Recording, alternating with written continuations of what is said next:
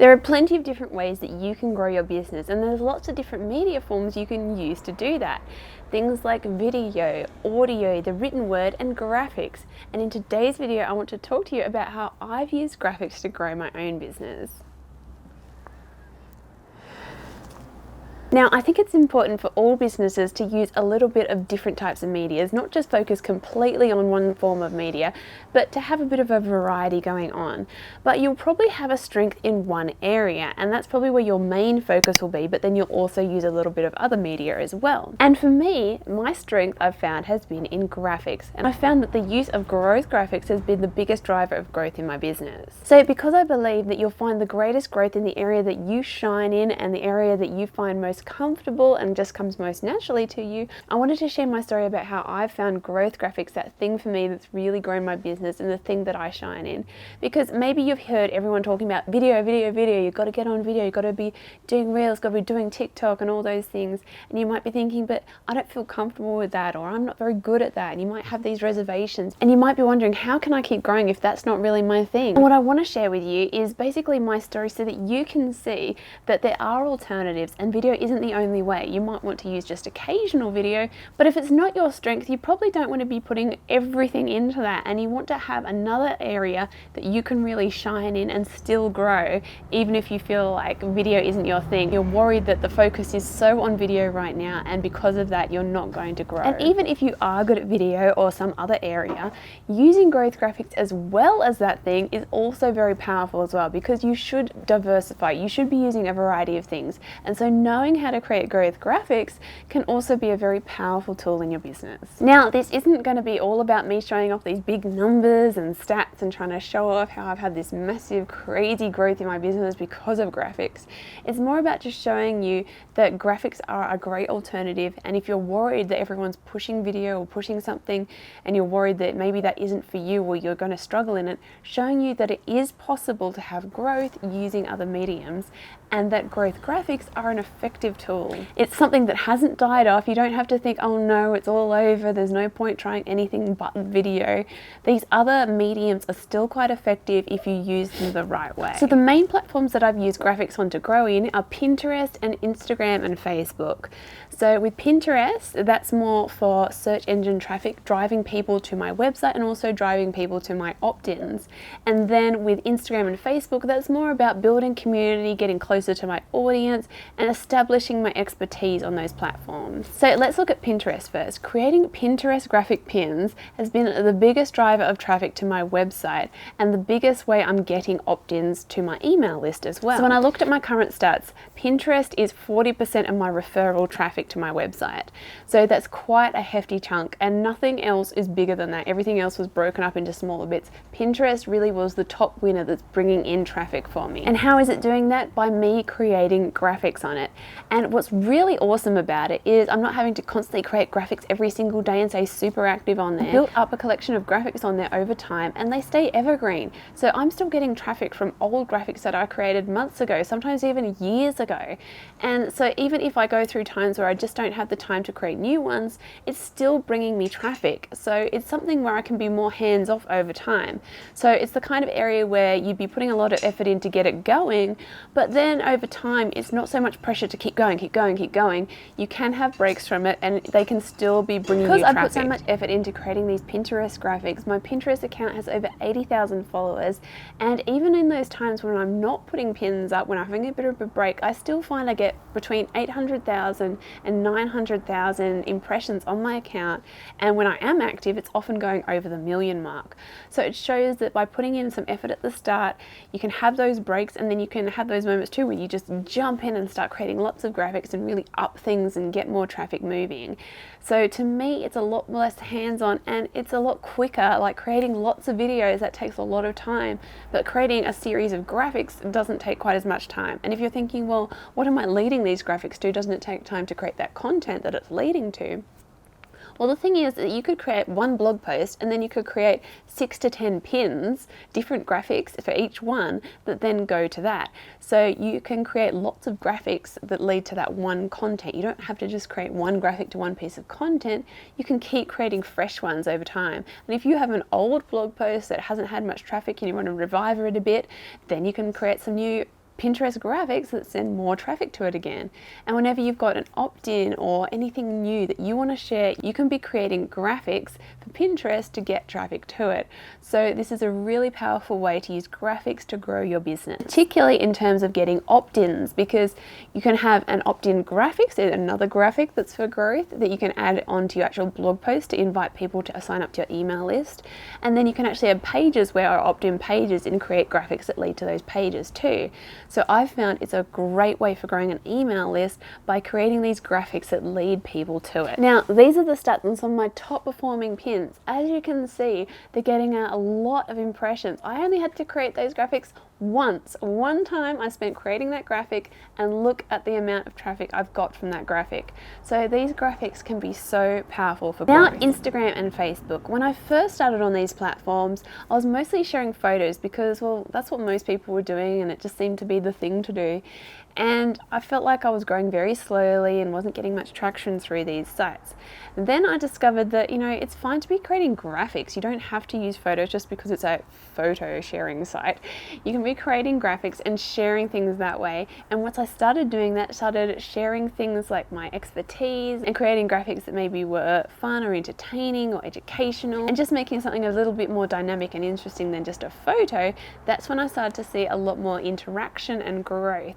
So it wasn't just, getting more followers, but I started to see more activity in my account, people connecting with me more, and I felt like things were growing more because things were more active. People were more engaged in those kind of posts. Now, when Reels came along, everyone started pushing, you need to get on Reels, you need to get on video. So I started experimenting with that too. But something that I noticed was when a Reel went viral, it would often target people that weren't really my target audience. So I wasn't getting really any followers from it, and there was a lot of people just liking it where I look at their profile and be like, this isn't even someone I want to target. So these are kind of useless views in a way. And then when I looked at, my stats from my best graphics that I'd been sharing, I would get a lot of followers from them, and I'd actually be getting likes and interest from people that are actually in my target audience, people that I wanted to be attracting, because the way those graphics go viral is someone that's already in my audience is sharing it with people in their audience, which are quite likely similar people, and so it's getting in front of the right kind of people. Whereas when a Reel goes viral, it's sort of going viral on the whole platform, that it's sort of a bit of a pick and mix. You never know who's going to be seeing it, and there's actually a lower likelihood of getting the right people. Obviously, if you're really good at video and Reels, then you're probably going to be able to produce a lot, and over time you're going to start getting better at targeting the right people. But if it's not your thing and you struggle to be constantly creating lots of them, and you find it a lot easier to create graphics, and then don't write that off. Don't think, well, I'm no good at video, so I'm just going to fail on these platforms now. That's not the case. Focus on the graphics, put a lot of effort into them, and just occasionally be creating video, because people do like to see your face, they like to connect with you, so it's important to have a bit of that. You can make your main growth focus to be on graphics if that feels more comfortable to you.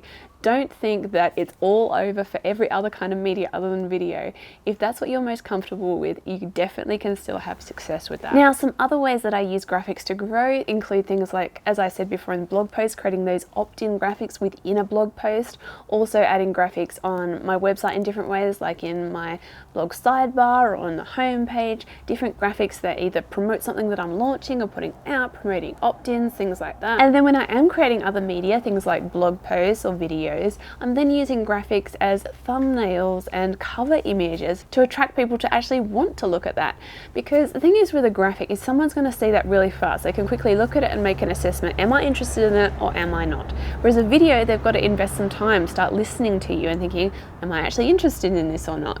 So if you're creating an effective cover image or thumbnail, it helps people make that decision of, is this actually something I'm going to be interested in? So graphics are very powerful in helping attract people and make them think, that's something I really want to learn about, that's something I'm interested in, and pulling those people in and filtering out the people that aren't interested, so they're not wasting their time on it and then getting annoyed at you because they invested time trying to look at something that you put out there when it really wasn't for them. So if you're now thinking, wow, maybe I should spend a bit more time working on graphics in my business rather than worrying about all these other media forms that I'm struggling to create. Or maybe you're really good at another form and you're just thinking now, well, maybe I should be incorporating graphics more because they are also an effective tool and I can grow even more if I also work on them as well. Well, here are some benefits when it comes to using graphics for growth. First of all, it helps with brand recognition, because when you're creating graphics, you're using your brand fonts, your brand colors, your brand, different elements and layouts and things that, are all part of your brand identity. And because you're creating all these new graphics all the time, it starts to really cement your brand identity, and it makes you more recognizable and memorable.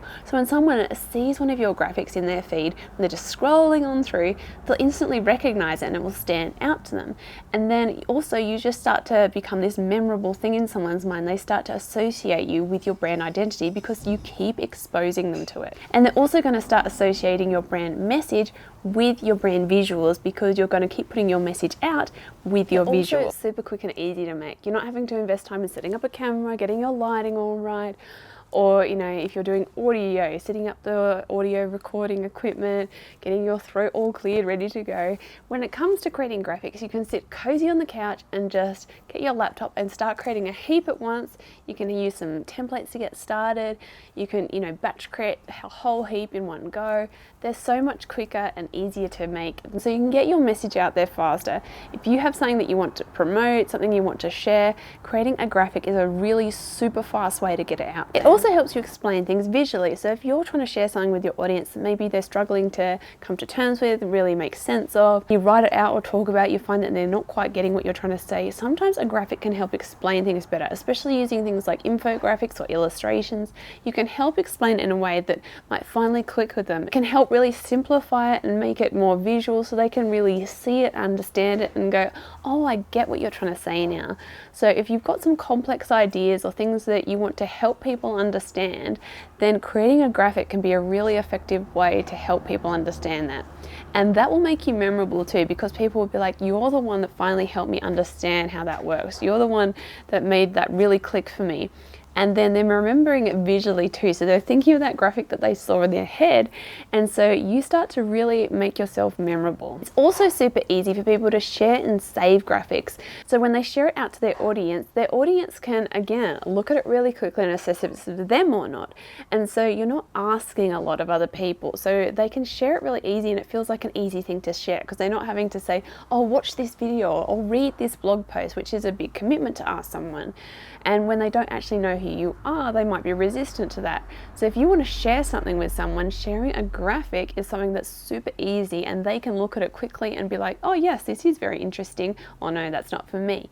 And so you're making it very easy for people to share your work by doing a graphic for them. It also makes it easy for them to save, because if they just save that graphic, then they're looking back at their saved items, then they can quickly see, oh yep, that was the thing I was looking for. If you had videos and they're trying to save and go back through that, it might be a bit harder for them to look through and be like, oh, which one was that again? So a graphic can make it really easy for them to reference things back again. And as I said before, it's very easy for people to quickly assess whether it's something for them or not, because it only takes them a few seconds to look at a graphic and know this is something I'm interested in, or just scroll on by and nope, that's not something I'm interested in.